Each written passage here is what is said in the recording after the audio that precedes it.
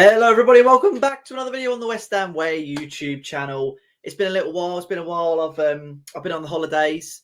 I jetted off to Italy, so obviously haven't done a video in a little while. I've been trying to keep up with the West Ham space, but also trying to enjoy myself on holiday in Italy. I've never been before. Big fan of Italian food. Funny enough, I always get this feeling when I'm terribly unlucky when it comes to traveling and stuff like that. And I'm always the person who's got to be the first person at the airport, first person at the gate, always got to be very, very organised. And obviously the day I went, it started snowing and I sort of thought, oh, the train's going to get cancelled or the flight's going to get cancelled or, something's going to happen.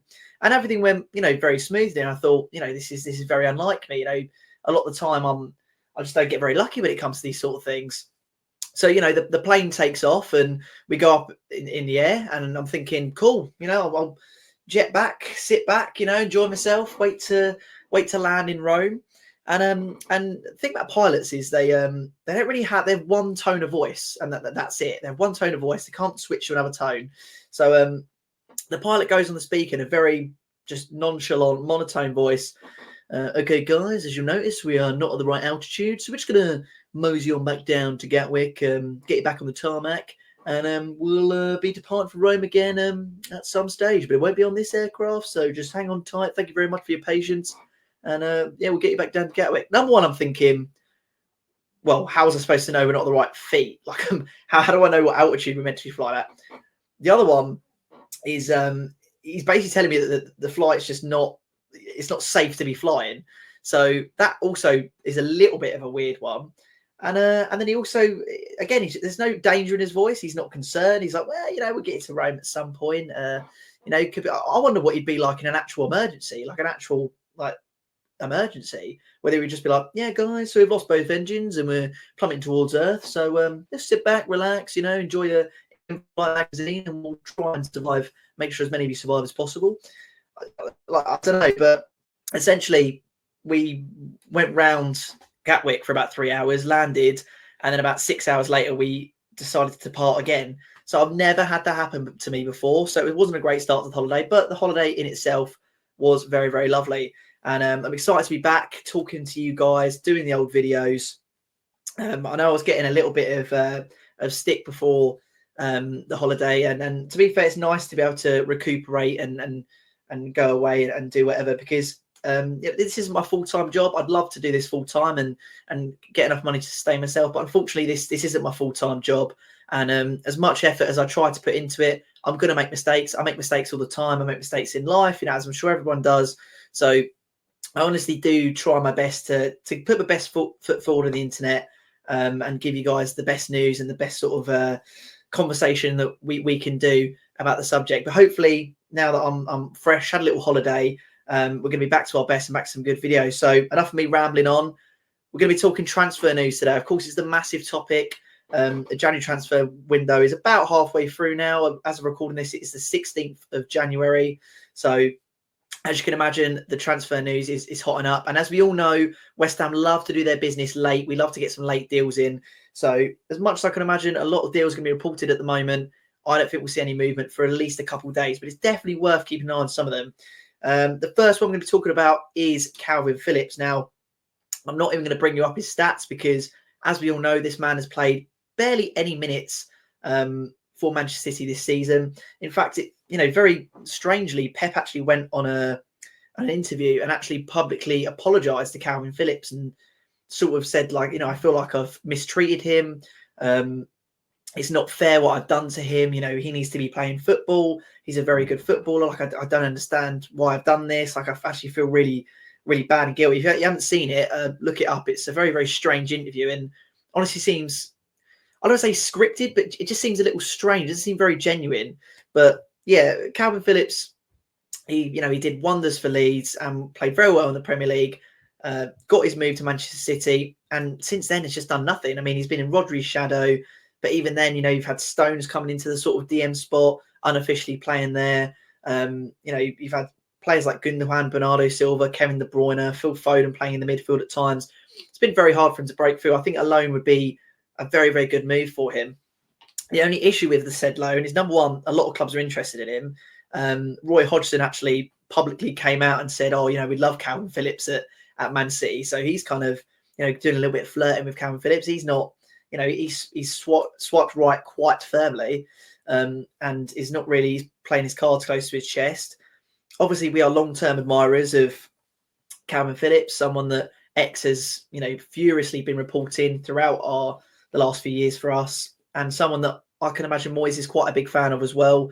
The rumoured loan fee is around 6 million, which is a lot of money for a loan, to be honest. I mean, 6 million is quite a lot of money for a loan, especially for, I believe the loan would be in the region of 6 months. So you're paying £1 million a month. So realistically, that edges out to about £250,000 a week to have him, which, if it is a 6-month loan, which I believe is what we're being quoted at the moment, you'd be paying him £250,000 a week. I'm not exactly sure on his exact wages at Manchester City, but 6 million loan fee does seem like a lot of money. I know that's not necessarily the wages we're covering, but if you want to break it down as easy as that, if you pay 6 million for him and you're paying 250,000, you're basically paying him 250,000 minimum. City might still make you pay 50% of his wages on top of that, or it might just be involved in the reported loan package. But don't get me wrong, I think this is a good deal for us. I think, we've got a lot of injuries at the moment, but at the same time, Calvin Phillips is very injury prone. He's not played a lot of football, but it's not a permanent transfer. It's a loan. I think if we could, negotiate that down a little bit, I don't think it'd be a bad move. And to be fair, it would open up the, if Paqueta does go to City, which I fear he will next summer, and Calvin Phillips came to us in January, absolutely blew up for us, did amazing for us, played really well. It would give us a bit of a bargaining chip to say, well, Phillips has played really well for us. We want to take him and a bit of money, and then you can have Paqueta. That could be an avenue we can go down. And rather than just going flat out and saying we want Phillips as well, having tested the waters with us, it might actually open up the avenue for a better transfer deal for us come the summer, when I think Paqueta probably will go to City. Obviously, we hope it doesn't happen, but there is every likelihood it could happen. Calvin Phillips is someone we're very interested in. Crystal Palace are very firm interested in him as well. They probably need him more than we do as well, because we've got Edson Alvarez in that position who's doing very, very well. We can recall Flynn Downs as well if we really, really need to. Plenty of academy players as well that could potentially make the step up and fill in that CDM spot. Souček as well can play there. So I don't think it's a priority transfer, but it's certainly one that makes sense and I could see happening towards the end of the window. Another player we're going to be mentioning is Jack Clarke. We are heavily, this is probably the number one reported transfer that's happening at the moment. We know that Moyes loves the Championship. We need homegrown players. And the interesting thing with Sunderland is, yes, they could potentially get Premier League football next year. But have you seen the Championship? Cardiff City are in 13th place. They are 3 points, well, technically 3 points if you don't count goal difference, 3 points away from 6th place and a playoff place. They're on 37 points, 40 points, which is, I believe, what Sunderland are on as well. 3 points for them would get them from 13th to 6th if you don't count goal difference. There are 3 points between the two. I mean, it's going to, and I believe with Sunderland's position, they are 18 points away from automatic promotion, which is obviously Ipswich Town at the moment with 58 points. Sunderland on 40 points, 18 points to make up. I mean, it's a hell of a gap. I mean, it looks like Ipswich and Leicester probably are going to be the two that get promoted. And, if you're someone like Jack Clarke, surely you're sitting there thinking, I've got a chance of Premier League football here, guaranteed Premier League football. Said Benrahma looks like he's going to leave to Lyon, even though there are some discrepancies at the moment with the loan deal obviously being rejected by us. We don't want Lyon to buy him at the moment.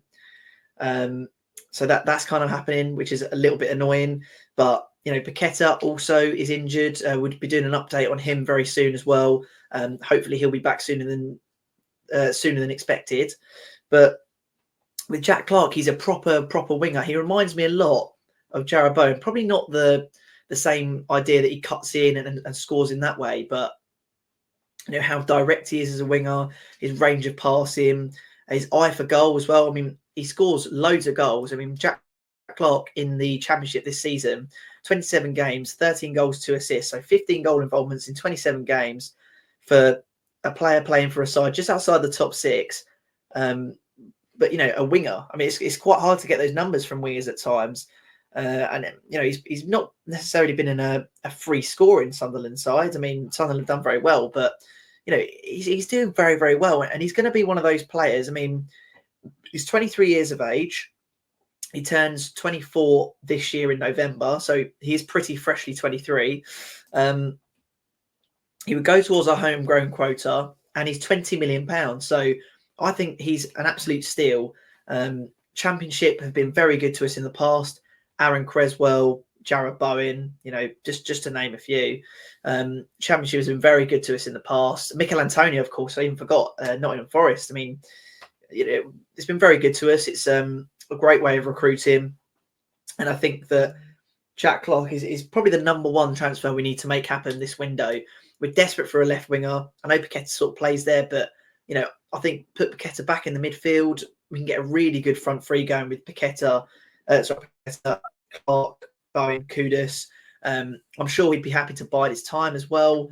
It guarantees him Premier League football when he might not have it in the Championship come next season with Sunderland's position. So I think it makes sense for all parties, and I really think that we could get this one over the line. I think that a lot of clubs probably will be circling for him.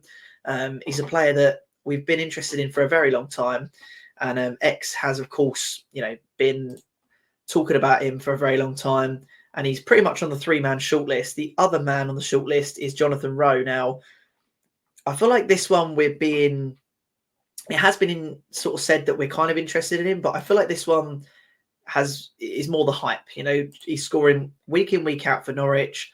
His goals are on the highlight reels. He looks amazing. So naturally, we like to recruit for the Championship with a kind of level club that he would probably go to. So I feel like we're kind of being chucked in this a little bit. I don't think this is going to happen, but listen, 11 goals, 2 assists in 25 appearances. Again, traditionally plays as a left winger. I know that Brentford is supposedly interested in him, and I think that would make a lot of sense. But I think he's just one of those players that we are interested in potentially, but I don't think there's any concrete evidence that we're actually going to go for him. I think there's probably an interest there, but it's not like Clarke where 20 million is kind of being the quoted fee, where we're kind of actually going into a bit more of inquiries. I don't think it will happen. I think that the media are jumping on the hype train a little bit with that one because of how well he's doing. The last one as well, very strange one. I've seen a few places report that supposedly this is going to potentially happen, or at least that we're going to explore the waters with it. But it just seems a very strange transfer to me. I think Standard Sport was one of the places that quoted us as being interested in him. But yeah, supposedly we are caught offside as well. Was a place that did it. I don't think it's going to happen. I think, again, it's just the media spout. I don't think I've heard anything from X about it, but Anthony Martial, supposedly we're in a race to sign him. Listen, there's no way. I think this is all just media spout. Again, we've got track record of going for Scott McTominay, Harry Maguire, Jesse Lingard, Jadon Sancho. I think this is just kind of the media saying, look, what can we do to kind of get a bit of news out there? Oh, West Ham are in a race to sign Anthony Martial. Why not? He's not really doing well at Manchester United at the moment. He's not doing well at the moment. West Ham are interested in, link with them. So why not just chuck his name in the hat? I don't think it's going to happen. I really don't. I honestly think this is just paper talk. He would make absolutely zero sense. He scored 1 goal in 13 appearances this season for starters. He's 28 years of age. He's going to be on really high wages. Yeah, it doesn't make any sense to me. I'm looking at some of his stats now, but it doesn't make any sense to me for us to actually go for this. He doesn't really fit the system. He doesn't really fit what we're trying to do. He's probably got the wrong attitude as well. I know he's a bit of a meme, to be fair, which apparently is the type of players we like to go for. But no, I don't see this one happening at all. I don't think it will happen. So essentially the 4 transfers we've talked about, Jack Clarke, I think there's probably about a 75% chance that we get him, but probably more 95% chance we actually do go for and put a bid in. I think that one is going to be one to keep an eye on for the end of the transfer window. I think we've definitely put our hat in and make an offer for him, but whether we get him or not, I'm not too sure. Calvin Phillips, again, I think we're almost certain to put some sort of bid in or have some sort of talks about getting him. But I don't think we'll end up getting him. I think he's too injury prone. He's going to cost too much. And Moyes probably will be more than happy with what he's got. But we don't have any loan players at West Ham at the moment. So it's definitely something we can explore. Jonathan Rowe, again, homegrown player. So if we look to make that quota and Norwich are willing to sell him, which I highly doubt they would, he is someone we could explore. But again, I feel like we're just jumping on the hype train a bit with that one. I don't think he's a player we're going to have any real proper concrete interest in, despite it being reported. And Anthony Martial, I think, again, it's just paper talk and headlines. So Jack Clarke, obviously, if you're on your Patreon, do keep an eye out for some news on that, because I do think that is very likely to happen. Calvin Phillips, another one to keep an eye on, but Martial and Rowe, I think, are probably less likely to happen. But as always, if you want the best transfer news and the most up-to-date transfer news, you need to get on the West Ham Way Patreon. It's cheap as anything. It's cheaper than a pint in some places. And it's not just transfer news and stuff like that. You get loads of lovely podcasts, loads of different features on there as well. Daily news, you get early team news. I knew the team news tonight way before anyone else who doesn't have that sort of app would know.